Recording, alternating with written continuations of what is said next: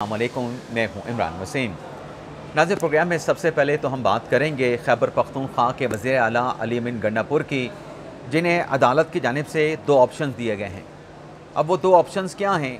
वो दो ऑप्शंस अदालत की तरफ से अली अमीन गंडापुर के लिए एक अल्टीमेटम है।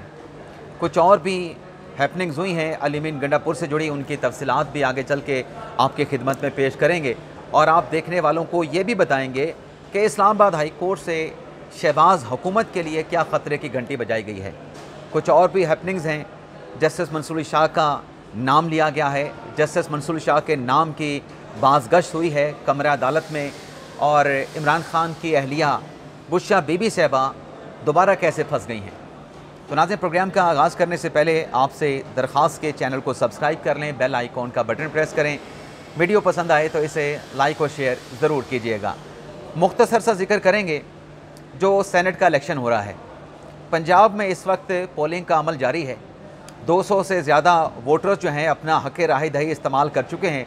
नून लीग के जो कैंडिडेट हैं उन्हें 261 वोटों की हमायत हासिल है, और जो पाकिस्तान तहरीक इंसाफ के कैंडिडेट हैं पंजाब असम्बली में सेनेट के उम्मीदवार के लिए, उन्हें 108 वोटों की हमायत हासिल है। अगर खैबर पख्तूनख्वा के सेनेट इलेक्शन की बात करें तो वहाँ पर पोलिंग का प्रोसेस शुरू हुआ था, लेकिन जब मैं ये वीडियो रिकॉर्ड कर रहा हूँ पोलिंग का प्रोसेस जो है हॉल्ट कर लिया गया है, रोक लिया गया है, ताख़ीर का शिकार हुआ है। और ताख़ीर की वजह यह है कि इस वक्त खैबर पख्तूनख्वा हुकूमत और अपोजिशन के माबैन मुज़ाकरात का दौर जारी है, मुज़ाकरात का सेशन जारी है, और इस मुज़ाकरात के सेशन से क्या नतीजा बरामद होता है, फ़िलहाल कोई वाइब्स इस नतीजे के हवाले से नहीं आ रही हैं। बाकी जो आज इस्लामाबाद के डिस्ट्रिक्ट कोर्ट में अली अमीन गंडापुर का मुकदमा था, असला बरामदगी का, शराब बरामदगी का, आज जज मुबशर हसन चिश्ती साहब ने इस केस की समाअत की। बार बार केस कॉल किया गया, लेकिन अली अमीन गंडापुर पेश नहीं हुए। लेकिन जो इम्कान था कि उनकी लीगल टीम पेश होकर अदालत के सामने ये जवाज़ रखेगी कि क्योंकि वहाँ पे केपी में सेनेट का इलेक्शन हो रहा है, गंडापुर साहब पेश नहीं हो सकते, लेकिन उनकी लीगल टीम भी अदालत के बार बार केस कॉल करने के बावजूद भी उनकी लीगल टीम भी पेश नहीं हुई।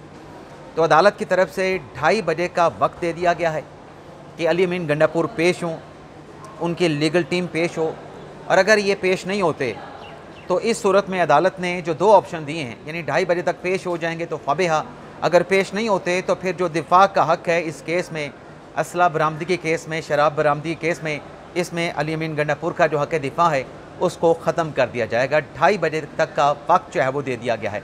हो सकता है कि जब आप ये वीडियो लॉग देख रहे हों 2:30 बजे का जो अल्टीमेटम है उस पर अदालत का फ़ैसला भी सामने आ चुका हो। इसके अलावा फैज़ाबाद के मकाम पर इमरान खान की नाहली के बाद एहतजाज, तोड़ फोड़, जो धरने का मुकदमा था, उसमें गंडापुर साहब पेश नहीं हुए। गंडापुर के वकील पेश हुए। गंडापुर के वकील ने कहा कि आप इसमें पहले वाला ऑर्डर दोहरा दें, लेकिन अदालत ने कहा कि आप तहरीरी दरख्वास्त दें। जज ताहिर अब्बास सिपरा साहब ने, आपकी दरख्वास्त आएगी तो फिर देख लेंगे आपकी दरख्वास्त पर क्या ऑर्डर जारी करना है। और इस केस में जो फैसल जवेद ख़ान हैं उनकी बरियत की दरख्वास्त थी। बरियत की दरख्वास्त को अदालत ने मुस्तरद कर दिया है। आमिर क्यानी पेश हुए थे। आमिर क्यानी को जज साहब ने, ताहिर अब्बास सिपरा साहब ने, यह कहा है कि आपको 3 मरतबा इस केस में इश्तिहारी डिक्लेयर किया जा चुका है। मैंने अगर ऊँची आवाज़ में कोई रिमार्क्स दिए तो आपकी गिरफ्तारी हो सकती है, तो मुनासिब ही रहेगा कि आप सरेंडर करने की, अदालत में हाज़िरी की दरख्वास्त दायर करें।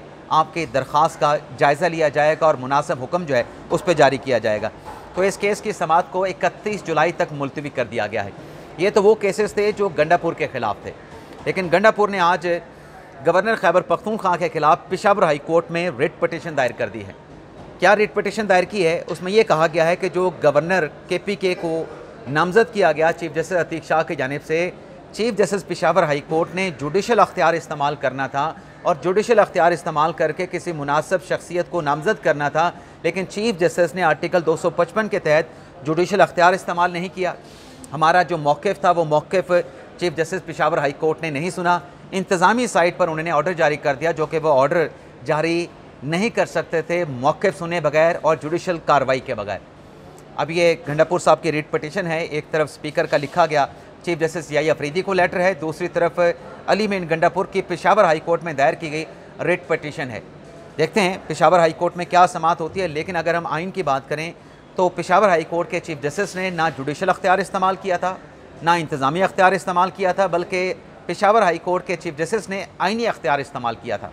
आइनी अख्तियार इलेक्शन कमीशन के लेटर पे इस्तेमाल किया गया था और आइन का आर्टिकल 255 ये कहता है कि अगर जो किसी रुकन का हल्फ है उसमें अगर कोई रुकावट आती है तो चीफ जस्टिस मुतलका हाई कोर्ट का किसी प्रोमिनेंट शख्सियत को, किसी मुनासिब शख्सियत को हलफ लेने के लिए नामज़द कर सकता है।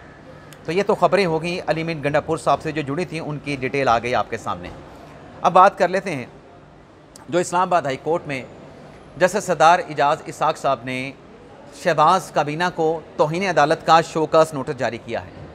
अब शोकास नोटिस किस नुक्ते पे जारी किया गया कि जो रिपोर्ट मांगी गई थी कि जो हुकूमत ने फ़ैसला किया है आफिया सिद्दीकी के केस में फ़रीक ना बनने का, जो अमेरिकन अदालत है वहाँ पे एप्लीकेशन ना दायर करने का, उसकी वजूहात क्या थी, वजूहात पर रिपोर्ट अदालत की जानिब से तलब की गई थी।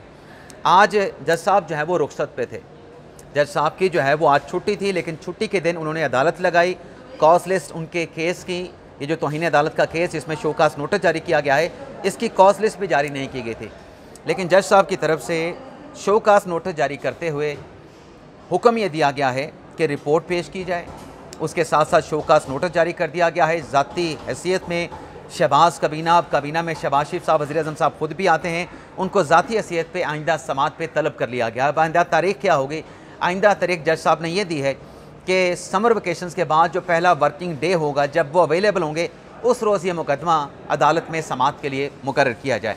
अगर नाजरीन ये शोकास नोटिस बरकरार रहता है, शोकास नोटिस पे वफाकी काबीना के अरकान जज साहब को मुतमिन नहीं कर पाते, तो उनकी तौहीन अदालत के केस में कन्विक्शन की बुनियाद पे नाअहली हो सकती है। अगर काबीना का कोई रुकन उस पर डिस्क्वालिफिकेशन साबित होती है, कंटेम्प्ट के केस में वो फारिग हो जाएंगे। अगर वज़ीर आज़म पे कोई बात साबित होती है तो वज़ीर आज़म भी अपनी जो सीट है वो खो बैठेंगे, डिस्क्वालीफाई हो जाएंगे। लेकिन ये ज़रूर है कि इस केस में जो जज साहब केस को लेके चल रहे हैं, उसमें जज साहब के ऑर्डर को वफाकी हुकूमत ने सुप्रीम कोर्ट में चैलेंज भी कर रखा है। और ये बात जज साहब ने अपने रिमार्क्स में भी की कि जो हमारा फ़ैसला है 16 मई का, उसको सुप्रीम कोर्ट में चैलेंज किया गया है, लेकिन नहीं मालूम वो केस सुप्रीम कोर्ट में टेकअप हुआ है या सुप्रीम कोर्ट में टेकअप नहीं हुआ है। जब जस्टिस सरदार इजाज़ इसाक साहब ने ये रिमार्क्स दिए तो जो वकील हैं आफिया सिद्दीकी के, इमरान शफीक, उनकी तरफ से ये कहा गया कि वफाकी हुकूमत की अपील फ़िलहाल सुप्रीम कोर्ट में समात के लिए इसलिए मुकर्रर नहीं होगी क्योंकि वहाँ पे जस्टिस मंसूर शाह साहब बैठे हैं। जस्टिस मंसूर शाह का बेंच बैठा है, इसलिए वहाँ पे अपील समात के लिए मुकर्रर नहीं होगी। शायद आफिया सिद्दीकी के वकील इमरान शफीक साहब को ये नॉलेज में नहीं था कि जो चीफ जस्टिस याहिया अफरीदी साहब हैं, कोयटा से उनका जो बेंच है वो इस्लामाबाद में वापस आ चुका है और चीफ जस्टिस याहिया अफरीदी साहब जो है अपने चैम्बर में बैठ के इंतज़ामी मामलात को भी देख रहे हैं और जो जुडिशल साइड के ऊपर मुकदमात की समात है, मुकदमात की समात भी कर रहे हैं। लेकिन जज साहब ने ये ज़रूर कहा अपने रिमार्क्स में, सरदार इजाज़ इसाक साहब ने, कि जज छुट्टियों में अगर बैठना चाहता है, लेकिन छुट्टियों में जज को काम क्यों नहीं कर सकता। आज से मेरी छुट्टियां शुरू होने जा रही थी। ये मुकदमा आफिया सिद्दीकी का आज की समात के लिए मुकर्रर किया गया था। चीफ जस्टिस को दरख्वास्त दी थी कॉज लिस्ट जारी करने के लिए, लेकिन चीफ जस्टिस सरफराज डोगर के पास 30 सेकंड नहीं थे कि उस दरख्वास्त पे सिग्नेचर करते। जज साहब ने कहा कि छुट्टी के दिन जज बैठना चाहता है और जो आफिया सिद्दीकी है वो कौम की बेटी है, इंसाफ को शिकस्त नहीं होने दूंगा। जुडिशल साइड पर हाई कोर्ट के इज़्ज़त के लिए अपने जो अख्तियारात हैं उन अख्तियारात को इस्तेमाल करूँगा। वफाकी काबीना के हर रुकन को मैं शोकास नोटिस जारी करता हूँ। पहला जो वर्किंग डे होगा छुट्टियों के बाद, उस रोज़ ये मुकदमा समात के लिए मुकर्रर किया जाए। तो ये हाई कोर्ट में आज समात हुई है। इसके अलावा नाजरीन अगली जो खबर आपके साथ हम शेयर करने जा रहे हैं वो खबर नाज़रीन ये है कि डॉक्टर मोहम्मद अली, उनकी ज़मानत के लिए, जिन्हें पिछले दिनों गिरफ़्तार किया गया था PARC में गैर कानूनी भर्तियाँ करने पे, इजाफी भर्तियाँ करने पे, 168 वैकेंसीज़ पे बग़ैर इश्तिहार के लोगों को भर्ती करने पे, आज उनकी दरख्वास्त ज़मानत के ऊपर शाहरुख अंजुमन साहब ने एक समात की है। रियासत अली आज़ाद साहब डॉक्टर मोहम्मद अली के वकील थे, उन्होंने दलाइल दिए हैं और दलाइल देने के बाद अदालत ने दरख्वास्त ज़मानत पर जो फ़ैसला था वो फ़ैसला अदालत की जानिब से महफूज कर लिया गया है। अब नाज़रीन आ जाते हैं बुशरा बीबी साहिबा का क्या मामला है। बुशरा बीबी साहिबा का नाज़रीन मामला ये है कि पिछले दिनों जो उनके बेटे हैं खावर मानिका से मूसा मानिका, उन्होंने अपने पर्सनल मुलाजम पे फायरिंग कर दी थी। फायरिंग के बाद मूसा मानिका को गिरफ़्तार कर लिया गया था। अब जो मूसा मानिका बुशरा बीबी साहिबा के बेटे की गिरफ़्तारी का जो मामला है, इस पे एक टीवी टॉक शो में सवाल किया गया बुशरा बीबी साहबा की जो हमशीरा हैं मरियम नवाज़ भट्टू से कि उनके बेटे की गिरफ़्तारी हो गई है। तो मरियम नवाज़ भट्टू ने सवाल पे ये जवाब दिया था कि अब बुशरा बीबी साहबा का मूसा मानिका के साथ कोई ताल्लुक़ नहीं, वो ख़ाबर मानिका के बेटे हैं। लेकिन नाज़रीन, हुकूमत जो एक नया प्रोसीजर, एक नया मैकेनिज़्म बनाने जा रही है कि जो अब आप नया पासपोर्ट बनवाएंगे, जिनके पास ऑलरेडी पासपोर्ट मौजूद हैं उनको निकाल के नया जो पासपोर्ट बनेगा, अब नए पासपोर्ट में वालिद के साथ साथ वालदा का नाम भी शामिल किया जाएगा। तो मरियम रियाज़ भट्टू का ये कहना कि अब बुशरा बीबी साहबा का अपने बेटे के साथ कोई ताल्लुक़ नहीं है, लेकिन कानूनी तौर पे हुकूमत जो तरमीम करने जा रही है, पासपोर्ट के रिन्यूअल में जो अमेंडमेंट किए जाएंगे, अब उसमें वालदा का नाम भी लिखा जाएगा। तो मरियम रियाज़ भट्टू बेशक ये कहें कि बुशरा बीबी साहबा का मूसा मानिका के साथ कोई ताल्लुक़ नहीं, लेकिन जो नई पासपोर्ट पॉलिसी आई है, अब उसमें जब वालदा का नाम लिखा जाएगा, बुशरा बीबी साहबा का नाम लिखा जाएगा मूसा मानिका के पासपोर्ट के साथ, तो कैसे बुशरा बीबी साहबा जो हैं अपने बेटे से जो है वो जान छुड़वा सकती हैं। अपने बेटे से वैसे भी नहीं जान छुड़वा सकती थी, ये मरियम रियाज़ भट्टू का अपना एक मौक़िफ़ था, अपनी उनकी एक लॉजिक थी। लेकिन अब तो पॉलिसी आ गई है पासपोर्ट के हवाले से कि वालदा का नाम भी पासपोर्ट पे लिखा जाएगा, और ये इंटरनेशनल स्टैंडर्ड के मुताबिक जो है नई पॉलिसी जो है वो हुकूमत की जानिब से जो है वो बनाई जा रही है, तरतीब दी जा रही है। इसके अलावा नाज़रीन एक और अदालती ख़बर है, लेकिन वो ख़बर पाकिस्तान से नहीं, भारत से है।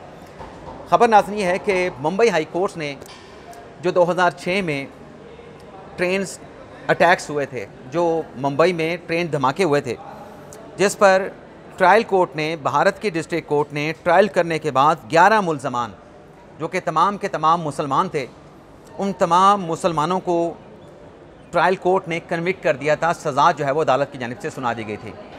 लेकिन ये मामला जब मुंबई हाई कोर्ट में अपील की सूरत में चैलेंज किया गया, तो मुंबई हाई कोर्ट ने इस केस की समाअत करने के बाद अब 2006 के मुंबई अटैक्स का जो मामला है, इसका फ़ैसला मुंबई हाई कोर्ट ने सुना दिया है।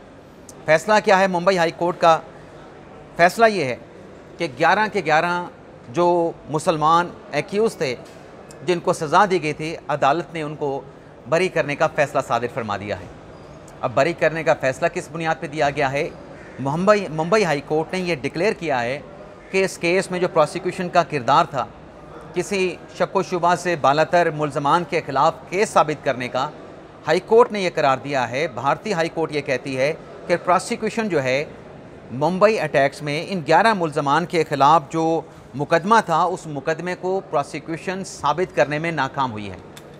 मुंबई हाई कोर्ट ने कहा कि चूँकि प्रोसिक्यूशन मुकदमा साबित नहीं कर सकी, शक व शुबा से बालातर मुल्ज़मान के ख़िलाफ़ शवाहिद नहीं ला सकी, तो लिहाजा अदम शवाहिद पर इन तमाम मुल्ज़मान को अदालत की जानिब से बरी किया जाता है। यानी 11 के 11 मुल्ज़मान को, वैसे तो 12 मुल्ज़मान थे, एक मुल्ज़म का दौरान हिरासत इंतकाल हो गया था, लेकिन बाकी जो 11 मुल्ज़मान हैं उन्हें आज मुंबई हाई कोर्ट ने अपने इस फ़ैसले के ज़रिए रिहा करने का हुक्म जो है अदालत की जानिब से सादिर फरमा दिया गया है। तो ये था नाज़रीन हमारा आज का वीडियो लॉग। आपसे इजाज़त चाहते हैं। अल्लाह ताला हम सब का हामी नासिर, अपनी दुआओं में याद रखिएगा। अल्लाह हाफ़िज़।